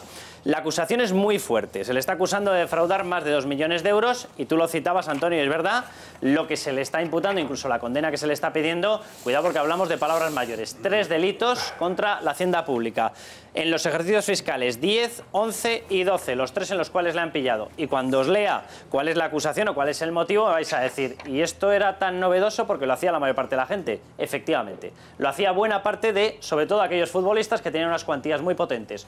¿Cómo bajaban el importe de tributación? Fraccionándolo en distintas partidas de cobro. ¿Cuál era una de ellas? Una de ellas era la puramente deportiva, por jugar en el Real Madrid, por jugar en el Sevilla, por jugar en tal. ¿Pero qué es lo que hacían? Parte de esos ingresos los trasladaban de esta manera. Una supuesta cesión de sus derechos de imagen, ¿a quién? A una sociedad que los cobraba. ¿Dónde los cobraba en el caso concreto de Xabi Alonso? En Madeira. Y ahí empieza ya toda la historia de si es paraíso fiscal, no es paraíso fiscal, si ha estado ocultando los datos, que es la clave de toda esta historia. El caso, atención, porque fue archivado en el año 2017. Es decir, cuidado, el año pasado. Esto ya ha pasado por la justicia y un juzgado de instrucción no le llegó a dar cauce, no hubo juicio oral. El 40 de Madrid directamente aseguró que no había delito. ¿Por qué aseguró que no había delito? Porque no había habido una intención de delinquir. Es decir, según la interpretación que se le dio en el juzgado de instrucción, no había realmente un ánimo de llevarse el dinero para que no lo detectase Hacienda. Bueno, esa fue la explicación que dio. ¿Cómo lo apoyó? Asegurando que Madeira realmente no era paraíso fiscal. No era paraíso fiscal en términos jurídicos. Es decir, lo que ellos estaban argumentando es que desde Madeira Hacienda podía haber accedido a los datos fiscales de Xabi Alonso y que por lo tanto no había una ocultación, que de hecho no había habido tampoco una sistemática, una mecánica, una cosa estructurada de intentar ocultar los datos. Cuidado porque esta explicación es más delicada de lo que puede parecer.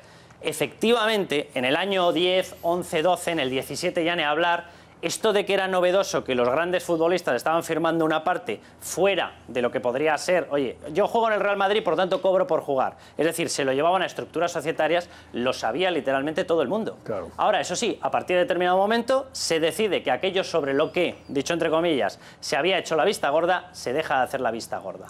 Claro, y a partir de ahí entramos en un debate sobre si esto es seguridad jurídica, no es seguridad jurídica, cómo se han firmado estos contratos, si de veras eran a espaldas de Hacienda o no eran a espaldas de Hacienda. ¿Qué es lo que ha ocurrido ahora? En enero de 2018 se reabre el caso. Y se reabre porque supuestamente se ha encontrado nueva información, se ha encontrado nueva documentación y se puede argumentar que sí que había ese ánimo de ocultación de datos. ¿Quién plantea los recursos? Fiscalía y Abogacía del Estado. Aseguran que la decisión fue prematura y no se esperó a tener toda la información del caso. Yo no sé si es por eso o literalmente es porque a partir de este momento hay otra doctrina, por decirlo de alguna manera, y cosas sobre las cuales se había hecho la vista gorda, se ha dejado de hacer la vista gorda. Esta es la situación que tenemos. Y cuidado con la petición, tú lo citabas al inicio, Antonio, 5 años de cárcel. Si no estamos hablando ya exclusivamente de la multa de 4 millones de euros, sino que estamos hablando de una petición de prisión de 5 años, es decir, entraría en prisión de forma real. Es una locura. Sería prisión efectiva. Yo creo que se lo bajarían. El caso de Messi, el caso de Messi es parecido.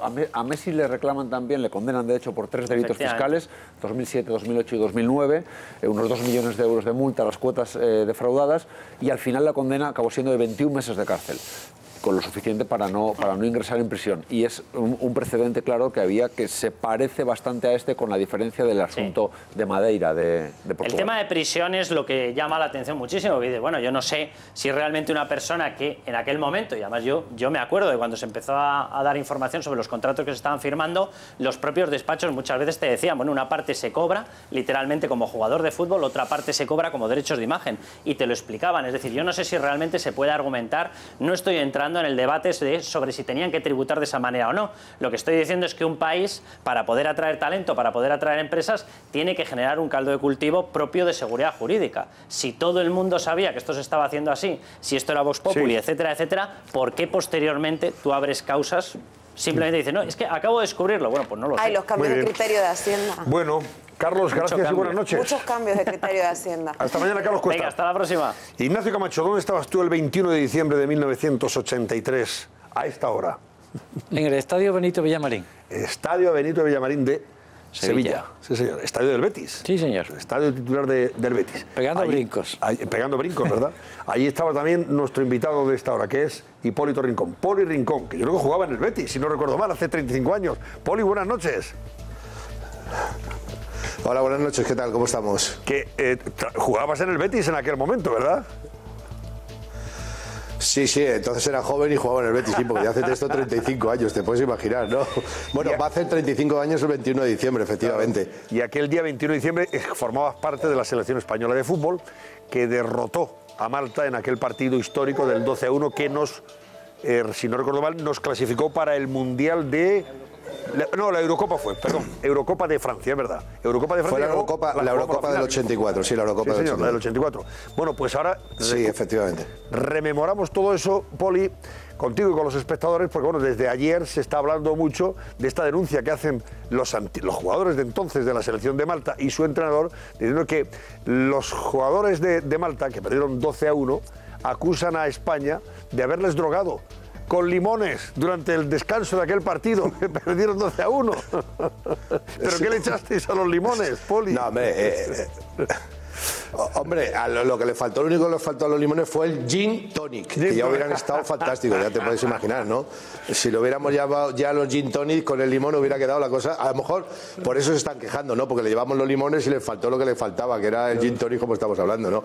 Mira, a mí me da mucha pena, me da mucha tristeza, ¿no? Lo que me causa es que una persona ya con la edad que tiene el seleccionador nacional, el ex seleccionador nacional, una persona que está representando a un país, que está representando una bandera y a un himno, con 90 años diga este tipo de barbaridades, porque es que tienes que pensarlo. Yo a lo mejor lo que no quiero pensar es que a lo mejor este hombre, al ser tan mayor, ya el cerebro no le funciona bien, la sangre no le riega bien al cerebro y entonces pues bueno, hay momentos que evidentemente que puede decir este tipo de cosas, pero la verdad es que me ha sorprendido mucho las declaraciones y luego de varios jugadores que tienen la misma edad que nosotros ahora, que hayan corroborado esto y que hayan dicho lo mismo. Yo creo que la han hablado entre ellos.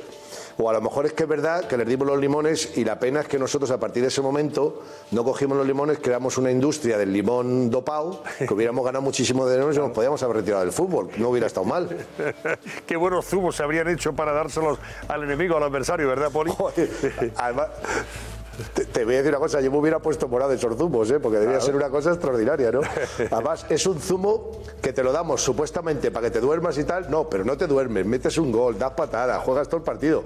Pues no sé cómo lo hemos hecho, la tecnología que utilizamos en aquel momento, que ahora no se ha descubierto todavía, debió ser extraordinaria, ¿no? Porque claro, te puedes imaginar, cogimos un limón y le poníamos una cosita y decíamos, este pesa 70 kilos, este 90, y a partir de ahí hacemos la combinación del cóctel molotov para que se lo tomara. Poli, refrescanos la memoria. En el descanso, ¿cómo iba el partido? Cuando se produce, según ellos, ese momento de dopaje.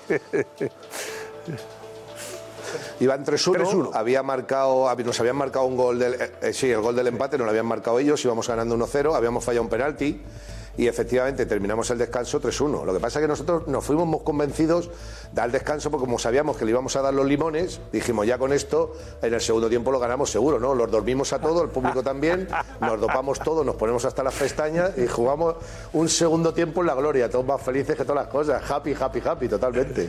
Bueno, tú marcaste varios goles, ¿no? De aquel partido. Marqué 4, sí. 4 goles nada menos, marcó Rincón, fíjate. Siempre recordamos el gol de Señor. Sí, ese día me equivoqué y entraba en todo lo que cogía.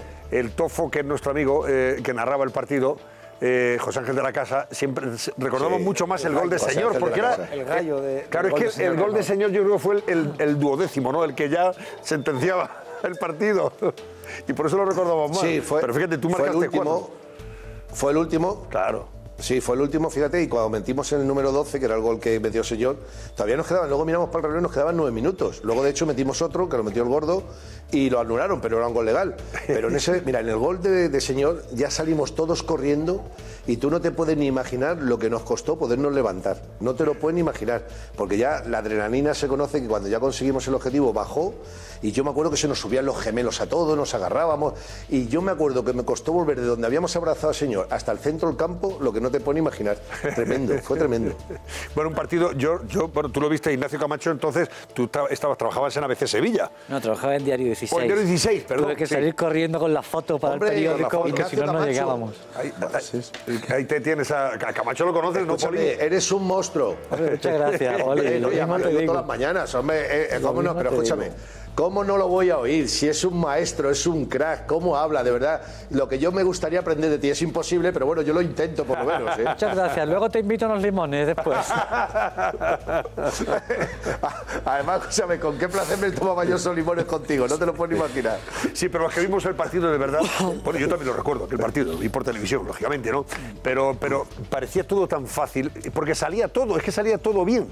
Es que fue uno tras otro, pero es porque la jugada, el balón fluía, la jugada era perfecta y llegaba y gol, porque se hizo todo muy bien. Es verdad que no daba sensación de que costara trabajo porque estabais jugando, claro, aquello era fantástico. Qué partidazo. No, fue muy complicado, el partido fue complicado, el partido fue muy complicado. Lo bueno que tuvimos nosotros, mira, en el vídeo que sacamos el otro día en Fiebre Maldini, que se emitió por primera vez, ellos mismos cuentan hasta el problema que tuvieron para jugar los dos partidos, porque ellos jugaron el partido de Holanda y el nuestro en 3 días. Claro. Entonces ellos le vendieron, y lo cuentan en el reportaje, si tú lo ves en el vídeo, le cuentan que ellos le venden el partido a la Federación Holandesa. O sea, la Federación Holandesa compra el partido para que se juegue allí. Y lo dicen además lo que pagaron. O sea, fíjate, y luego dicen que nosotros le dimos limones dopantes. Pero escucha, lo mejor es que ellos juegan un domingo y con nosotros juegan un miércoles. Y ahora, en el viaje, no pueden llegar a Madrid el día que tenían que llegar porque estaba lloviendo. Tú sabes que en aquella época no es como ahora, ha evolucionado todo, gracias a Dios, y no pueden llegar hasta el martes. Y nosotros jugamos el miércoles. Llegan a Sevilla, han contado una milonga patatera porque eso no fue así, y nosotros llevábamos lloviendo, que estábamos concentrados una semana entera. El campo estaba de agua hasta las trancas, no te puedes imaginar. Estaba yo rezando porque no se acabara la lluvia, que siguiera lloviendo, porque nosotros sabíamos que si el campo estaba pesado como estaba, y estaba como enfangado y estaba como estaba, les iba a costar muchísimo más trabajo el poder jugar el partido y el poder resistir físicamente. Entre ellos y nosotros físicamente, a día de hoy, en aquel momento había una diferencia abismal. Y nosotros teníamos claro que el primer tiempo era macerarlos con los limones, o al revés, no, primero sin limones y en el segundo tiempo darle los limones. Y eso fue lo que hicimos. Y en el segundo tiempo se murieron. Bueno, se murieron la totalmente. pena, Poli, que luego fuimos a Francia y fíjate, nos quedamos ahí a la puerta de la gloria, ¿verdad? En aquella final que perdimos 2-0. Si no, además fue un palo... Sí, fue un palo muy duro, porque se perdió de una forma un poco, tuvimos mala suerte, el primer gol sobre todo, que es el que marca la diferencia, el de Arconada, al pobre, se le mete por debajo de la rodilla, y bueno, pues eso nos descolocó un poquito, ¿no? Pero fíjate que en aquella época la Eurocopa eran 8 selecciones, las mejores de Europa, y claro, habíamos ido eliminando a todos, habíamos pasado, y te pones en la final. Sí es verdad que jugábamos en Francia, contra Francia de Platini, Tigana, Girés, Luis Fernández, fíjate tú el equipo que tenían. Pero claro, yo creo que también si nosotros hubiéramos estado quizá todos, pues nos lesionamos varios y no pudimos jugar 5, me parece que éramos la final, pues la verdad es que yo creo que a lo mejor hubiéramos ganado. Pero bueno, esto ya es hacer lucubraciones y pensar en una cosa hipotética que no ha existido, ¿no? Que no ha pasado. Pero la verdad que fue un palo muy gordo porque nosotros pensábamos, te lo digo de corazón, que ganábamos la final. Pero bueno, no fue así y hay que disfrutarlo de todas las maneras porque llegamos a la final. Que igual los franceses os dieron algo en el... Los franceses, no había pensado yo. Mira, a partir de mañana lo voy a decir. A partir de mañana voy a decir que los franceses nos doparon. Mira tú por dónde. Además nos ha faltado una cosa, porque escúchame, en el vídeo le durmieron. Escúchame, en el vídeo dicen que nos habíamos puesto anabolizantes y esteroides, porque uno de los que ellos que cuenta que un hermano suyo, claro, él estaba informado porque a lo mejor se lo ponía a él también. Un hermano suyo era culturista, y nosotros, yo creo recordar que después de ahí no jugamos más partidos nosotros y nos dedicamos al culturismo. Yo he empequeñecido, mira qué bracito tengo, pero qué pena, ¿no? Porque fíjate, con todos los anabolizantes que nos metimos, ya me explicarás. Bueno. Poli Rincón, ha sido un placer, ¿eh? Gracias y muy buenas noches. Igualmente. Bueno, el Betis está de... Ignacio, un abrazo muy fuerte, amigo mío. Que digo, Poli, que el Betis está de lujo, está de cine este año, va muy bien. Estáis ahí rozando el larguero de Europa. Porque cuando tú hablas... No, escucha, hay que estar callado porque cuando tú hablas de estas cosas luego se tuercen. Y no decimos nada más. Ya cuando te vaya terminando la liga te diré cómo estamos. Bueno, no menearlo, efectivamente. Gracias, Poli. Hasta luego, Poli Rincón. Exactamente. En fin, la verdad que es muy fuerte. Buenas noches. Igualmente. Pues la verdad que es una historia tremenda. Yo decía que es una milonga futbolera que nos llega del túnel del tiempo de Marta. Sobre todo porque que hasta el altura de la película digan ahora esta tontería. Lo han sacado mucho tiempo después. Claro, era un reportaje espléndido de Julio Maldonado, de Maldini, un reportaje excelente. Que sorprende mucho. Yo he visto el reportaje y sorprende mucho lo que dicen 35 años después. Es verdad que el partido aquel dejó, más allá de la euforia, dejó una sensación rara porque le salía todo, porque... Es que salía todo, pero lo que dice Poli también tiene razón. El viaje de esta gente, de donde venía, con tan poco tiempo sin descansar y no jugándose nada. Y además era muy malo, no había como ahora que los equipos hay menos diferencia, ahora mismo sería imposible meterle a la misma Malta, sería imposible meterle 12 goles, pero en aquel momento había... Las diferencias eran abismales. Sí. Aún así, es verdad que aquel partido se prestaba a la especulación, pero cada vez que estos tíos dicen lo de los limones, o del camarero que les llevó los limones, oiga, ¿y por qué se los comieron? Pero 35 años después, como tremendo, ¿no? Que de repente... Pero a ti te llega un señor que no sabes quién es, al vestuario, y dice, oiga, que le traigo aquí unos limones de parte del seleccionador español. Además, ¿quién come limones? O sea, naranjas. Bueno, naranjas. Pero limones, sí, pero ¿quién chupa limones? O sea, esto es una cosa... No sé, es una cosa sorprendente. Parece lo de Malta. Como ha dicho Poli, pero con mucho humor, parece un trastorno de alguien que no está muy bien. Bueno, en Malta siempre hubo sospechas del portero. Curiosamente nunca ha dicho nada de todo esto. Tal Bonello, que tenía, yo me acuerdo porque un amigo que fue, años después fue a Malta y lo localizó en una tienda de deportes que tenía, se llamaba Deportes Bonello, que se acordaba del nombre y tal. Nunca dijo nada, nunca protestó, y en Malta sí tuvieron, los propios malteses sospecharon de él. De que a lo mejor recibió algún sobre. Bueno, yo no sé. En cualquier caso, la verdad que fue un triunfo fantástico, pues que de verdad nos emocionó a todos los españoles y los aficionados al fútbol en particular. Fantástico, aquel partidazo de España frente a Malta. Bueno, señores, tenemos que hacer una pausa y enseguida vamos con las portadas, que ya las tengo aquí. Todos los periódicos. Turul es el que triunfa en las portadas de mañana, ¿eh? Turul es el hombre de las portadas. Así que enseguida se los contamos.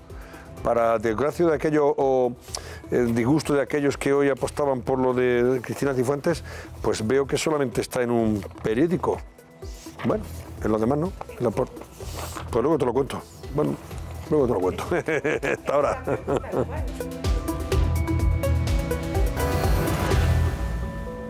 Sagrado. Bueno, portadas. A veces lleva portada al que puede ser mañana investido. Hoy jueves... investido presidente de la Generalitat por el separatismo, Jordi Turull, que está, como saben ustedes, en libertad condicional y que el viernes tiene que comparecer ante el juez del Supremo, que le va a comunicar su auto de procesamiento y su juicio, porque tendrá que sentarse en el banquillo en el futuro. Y no se sabe si incluso puede pedir cautelarmente su reingreso en prisión. Es una posibilidad que está ahí. Y titula ABC, informe final de la Guardia Civil sobre el 1 de octubre. Turull tuvo un papel extraordinariamente relevante en el golpe. Sí. O sea que esto, a más, esto abunda en la posibilidad... Es el informe que... Claro, es que esto abunda en la posibilidad que ya se comentaba hoy de que el próximo viernes, cuando acuda a ver al señor Llarena, pueda dictar su auto, además del auto de procesamiento, le pueda cautelarmente reingresar en prisión. Torrent convoca hoy un pleno exprés para intentar que el Parlamento invista al exconsejero antes de que el juez lo inhabilite. Así lo titula ABC. Y en su segunda portada de titulares, ABC dice que Rajoy garantiza internet ultra rápido en todos los municipios en 2021. En 2021 vamos, todos en Ferrari, vamos a navegar. El gobierno invertirá 525 millones de euros en 3 años en el despliegue de la fibra para poder hacer mucho más rápido internet en toda España. El plan 300% pretende cubrir el 100% de los núcleos urbanos con fibra de al menos 300 megas. También lleva aportada en su segunda portada de titulares ABC, el tema de Perú, la dimisión del presidente, la guerra de los Fujimori provoca la dimisión del presidente de Perú. El partido de Keiko grabó a Kenji intentando comprar votos a favor de Kuczynski. y comenta también cómo la fiscal cree que Urdangarín fue motor de la actividad criminal del Instituto NOS. Sobre el tema de Cifuentes, habla de una Cifuentes acorralada por un máster bajo sospecha de falsificación. El Mundo, en portada, lleva también al señor Turull y dice que Torrent desafía al juez con una investidura express de Turull, que lo ven bajando, no es la alfombra roja, no, son la escalinata del Parlamento, se supone que es, ¿no? Convoca por teléfono a los partidos para elegir hoy al nuevo candidato de Puigdemont.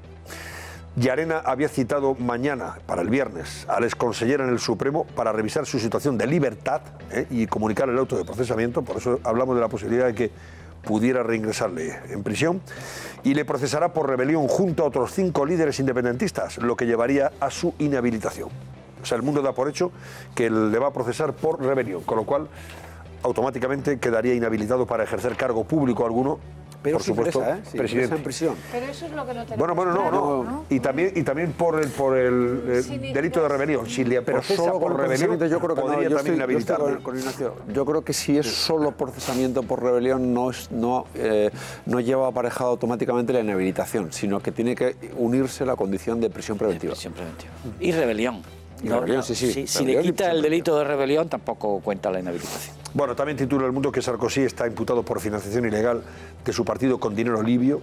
El juez deja al expresidente en régimen de libertad vigilada tras 27 horas de interrogatorio policial. Y la fiscal pide 10 años para Urdangarín por instigar la corrupción. Y el intento de banca pública de Zapatero deja pérdidas de 175 millones de euros. Claro, aquí estamos rasgando las vestiduras, o se están rasgando las vestiduras algunos, sobre el rescate de algunas cajas, entre otras, en fin, Bankia, o en su día Caja Madrid y Casa Cataluña, etcétera, etcétera. Y resulta que el intento de banca pública del señor Zapatero nos dejó un bujero, como dicen algunos, los clásicos, de 175 millones de euros. Más lo que perdieron las cajas gestionadas por socialistas. Sí. Como era banca pública. Igual que perdieron las cajas gestionadas por populares, pero fue responsabilidad de todos. No hay que olvidar además que en aquel momento las cajas eran una forma de banca pública. Efectivamente. También. No era exactamente derecho público, pero era para financiar proyectos políticos. Correcto. Dicho llanamente, ¿no? El País titula que el separatismo planta cara al Tribunal Supremo para investir a Turull. Torrent convoca el pleno del Parlamento para las 5 de esta tarde.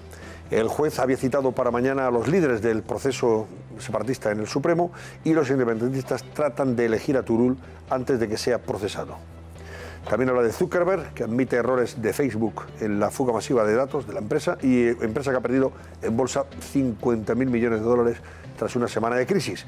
Y la Fiscalía, que pide ampliar la pena de Urdangarín a 10 años de cárcel. También comenta que el presidente de la FED se estrena con otra subida de tipos. La FED, digamos que el banco de la Reserva Federal, el banco oficial, central, el banco central y nacional de Estados Unidos. Bueno, no lleva portada, por cierto, el tema de Cifuentes, ni El País ni El Mundo. No les ha merecido, desde el punto de vista informativo, relevancia para llevarlo a portada. Sí lo lleva, en cambio, La Razón, y destacado. Cifuentes y la universidad, dice La Razón, se contradicen sobre las fechas de su máster.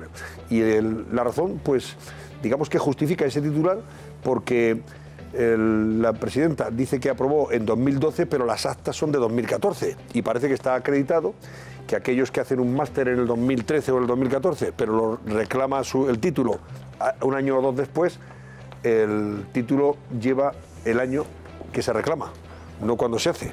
Así parece que tú lo has visto también, ¿no, Sandra Fernández? Por parte de aquellas personas que han tenido la experiencia de pedir un máster que a lo mejor lo hicieron 2 años antes y se le da... Tiene que tener una fecha de expedición, que es cuando se... Bueno, pero sí debería reflejar el curso, o sea, cuando fue cursado. En algún momento ese título tiene que decir que es promoción... Pero es curioso que los únicos 2 periódicos que lo recojan sean, curiosamente, los 2 periódicos más conservadores, por lo de la pregunta del fuego amigo, digo. Me llama la atención. Por alusiones y porque está toda la tarde en ABC. Me llama la atención. El tema del título de Cristina Cifuentes, falso, original, cierto, lo que queramos, ha sido el tema del día, se está hablando continuamente. Informativo, aquí lo hemos tratado y desde el punto informativo, ABC en la segunda portada, acertadamente ha dado una llamada en la segunda portada, cuando ha sido un tema importante que ha estado todo el día con una relevancia relevancia importante y yo creo que tiene que tenerla, y me extraña que no tenga, aunque sea un pequeño corte en el país y en el mundo en portada, con la orientación que ellos quieran, por supuesto, pero sí que me extraña que no tenga al menos... Pues porque no habrán visto. Bueno, os leo también la portada de La Vanguardia. La investidura de Turull se acelera antes de ir al juez.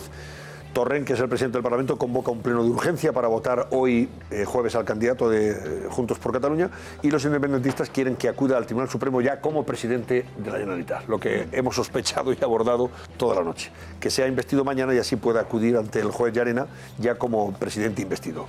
Mañana habla de Llarena, que decide mañana viernes, Llarena, si procesa y suspende a 6 diputados, entre ellos está efectivamente Turull. Mañana vas a tener tu suspense en el programa, porque esto se va a alargar hasta la madrugada. Sí, esto va a ser larguito, ¿no? Y si ustedes entran, por ejemplo, en la página web de COPE a esta hora, pues el titular, los temas más destacados son Torrent, que convoca un pleno de investidura para este jueves, declaraciones de Florentino Pérez: si me encuentro un amigo que está trabajando en Hong Kong, le pregunto, ¿qué tal por Hong Kong?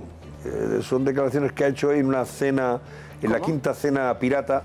Bueno, pues no sé, unas declaraciones efectuadas por el técnico brasileño, no sé por qué, pero bueno, si ustedes quieren saber más, pues entran en la página web de COPE y saben, y saben de qué va de fiesta. Y el gobierno advierte que mantendrá el 155 si no hay un gobierno conforme a derecho. Es lo que ha advertido hoy de Cataluña el señor Rajoy. A ver lo de la cena pirata, a ver si se enteran de Florentino, a ver qué es esto. Entren ustedes en la página web de COPE y se enteran, a ver de qué va eso de Florentino Pérez, que yo tampoco me he enterado muy bien. Expansión dice que Repsol dará electricidad y gas en sus gasolineras.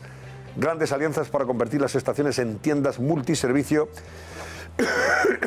Perdón, y 5 días, 15 líderes analizan 40 años de salto económico.